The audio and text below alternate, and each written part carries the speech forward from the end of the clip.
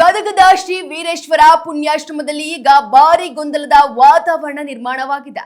ಮಠದ ಪೀಠಾಧಿಪತಿಗಳಾದ ಶ್ರೀ ಕಲ್ಲಯ್ಯಜ್ಜ ಅವರು ಟ್ರಸ್ಟ್ನ ಸದಸ್ಯರು ತಮಗೆ ಜೀವ ಬೆದರಿಕೆ ಹಾಕ್ತಿದ್ದಾರೆ ಎಂದು ನೇರ ಆರೋಪವನ್ನ ಮಾಡಿದ್ದಾರೆ. ಆದರೆ ಈ ಆರೋಪವನ್ನ ಟ್ರಸ್ಟ್ ಸದಸ್ಯರು ಸಂಪೂರ್ಣವಾಗಿ ತಳ್ಳಿ ಹಾಕಿದ್ದು ಇದು ಸುಳ್ಳು ಎಂದು ಹೇಳ್ತಿದ್ದಾರೆ. ಇನ್ನು ಮಠದ ರಥದ ಚಕ್ರದಲ್ಲಿ ಲಿಂಗಾಯತ ಸಂಪ್ರದಾಯಕ್ಕೆ ವಿರುದ್ಧವಾಗಿ ಅನ್ಯ ಕೋಮಿನ ಮಹಿಳೆಯರ ಹೆಸರು ಹಾಕಲಾಗಿದೆ ಎಂಬ ವಿಚಾರ ಭಕ್ತರಲ್ಲಿ ಆಕ್ರೋಶಕ್ಕೆ ಕಾರಣವಾಗಿದೆ. ಇನ್ನು ಸಿಎನ್ ಶ್ರೀಧರ್ ಅವರು ತಕ್ಷಣ ಮಧ್ಯ ಪ್ರವೇಶಿಸಿ ಮಠದ ಆಸ್ತಿ ಚಿನ್ನಾಭರಣ ಮತ್ತು ನಡೆದಿದೆ ಎನ್ನಲಾದ ಅಕ್ರಮಗಳ ಬಗ್ಗೆ ಸಮಗ್ರ ತನಿಖೆ ನಡೆಸಬೇಕು ಎಂದು ಆಗ್ರಹಿಸಿ ಮನವಿಯನ್ನ ಸಲ್ಲಿಸಿದ್ದಾರೆ. ಒಟ್ಟಾರೆ ಪವಿತ್ರ ಮಠದ ಆಡಳಿತ ವಿಚಾರದಲ್ಲಿನ ಈ ಜಟಾಪಟಿ ಇದೀಗ ಜಿಲ್ಲೆಯಲ್ಲಿ ತೀವ್ರ ಚರ್ಚೆಗೆ ಕಾರಣವಾಗಿದೆ. ಪಂಡಿತ್ ಪುಟ್ಟರಾಜ ಗವಾಯಿಗಳವರ ಹೆಸರಿನಲ್ಲಿ ಅವರು ಭಾವಚಿತ್ರ ಇಟ್ಟು ಜುಮ್ಮಾ ಮಸೂತಿ ಒಳಗ ಅವ್ರದೊಂದು ಪುಣ್ಯತಿಥಿನೋ ಅವ್ರದೊಂದು ಜಯಂತಿನೋ ಮಾಡಿ ತೋರಿಸ್ರಿ ನೋಡೋಣ ನಿಮ್ಮ ಅಜ್ಜಾರ ಮೇಲೆ ಭಕ್ತಿ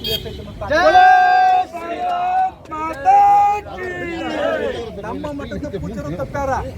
ಎಲ್ಲ ಕೋಮ ಸಂವರ್ಧಕ ವಿಷಯಗಳು ಕೂಡ ನಮ್ಮ ಮಠ ಮಂದಿರದೊಳಗೆ ಆಗ್ತಾವ.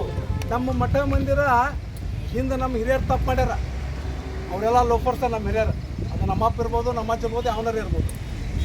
ನಾನು ಇವತ್ತಿಂದ ಹೇಳ್ತೀನಿ ನಿಮಗೆಲ್ಲ ಯುವಕರಿಗೆ, ಯಾವ ಮಠದೊಳಗೆ ಕೋಮ ಸೌಹಾರ್ದತೆ ಅಂತ ಮಾತಾಡ್ತಾರ ಅವಾಗ ನೀವು ಉತ್ತರ ಕೊಡಲಿಲ್ಲ ಅಂದ್ರೆ ನೀವು ಹಿಂದೂ ಆಗಿ ಹುಟ್ಟಿ ಪ್ರಯೋಜನವೇ ಇಲ್ಲ.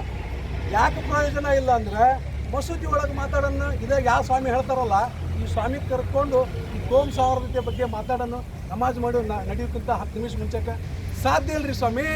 ಈ ದೇಶದೊಳಗೆ ಬರೀ ಮುಸ್ಲಿಂ ತುಷ್ಟೀಕರಣ ಐತಿ ವಿನಃ ಹಿಂದೂಗಳಂದ್ರೆ ನಾವು ಬಹುಸಂಖ್ಯಾತರಂತೇಳಿ ನಮ್ಮನ್ನು ಒಂದು ಕಡೆ ಮತಾಂತರ ಮಾಡಿ ತುಳಿತಾರ, ಒಂದು ಕಡೆ ನಮ್ಮನ್ನು ಈ ರೀತಿ ಮಠದೊಳಗೆ ಕೋಮ ಸೌಹಾರ್ದ ಹೆಸರಿನಲ್ಲಿ ಅನ್ಯ ಧರ್ಮೀಯವರು ಬಂದು ನಮ್ಮ ಮಠದ ಆಡಳಿತದೊಳಗೆ ಇವತ್ತು ನೋಡ್ರಿ ಕಲ್ಲಯ್ಯಜ್ಜನವ್ರಿಗೆ ಏನು ಜೀವ ಬೆದರಿಕೆ ಹಾಕ್ಯಾರ ಅಂತ ಹೇಳ್ತಾರೆ.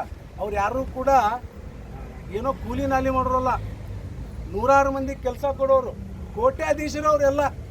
ಈಗ ಬರೀ ಗವಾಯಿಗಳ ಮಠಕ್ಕಲ್ಲ, ವೀರೇಶ್ವರ ಪುಣ್ಯಾಶ್ರಮಕ್ಕಲ್ಲ, ಹಲವಾರು ಮಠಕ್ಕೆ ಲಕ್ಷಾಂತರ ರೂಪಾಯಿ ಕೊಟ್ಟವರು, ದಾನ ನೀಡಿದಂಥವ್ರು. ಇವತ್ತು ಅಂಥವ್ರ ಮೇಲೆ ಈ ರೀತಿ ಆರೋಪ ಮಾಡೋಂತಾರಲ್ಲ ಯಾರು ಕಲ್ಲಯ್ಯಜ್ಜನವರು, ಇದು ಅವ್ರದಲ್ಲಿದು ಮಾತು. ಇದು ಅವ್ರ ಹಿಂದೆ ಏನು ಈ ಮುಸ್ಲಿಂ ಸಮಾಜದ ನಾಯಕರದಾರಲ್ಲ ಅವ್ರ ಮುಖಾಂತರ ಇದು ಹೇಳುವಂಥ ಕೆಲಸ ಮಾಡೋಂತಾರ. ಅದಕ್ಕೆ ಪೊಲೀಸ್ ಇಲಾಖೆ ಈ ಮಠದಲ್ಲಿ ಬರುವಂಥ ಹೋಗುವಂಥ ದುಡ್ಡು ಈ ಹಿಂದಿನ ಅಜ್ಜಾರು ತೀರ್ ಹೋದ ಮೇಲೆ ಸುಮಾರು ನಾನು ಕೇಳಿದ್ದು ಜನರು ಸಾಮಾನ್ಯವಾಗಿ 2.5 kg ಅಂತ ಹೇಳ್ತಾರೆ.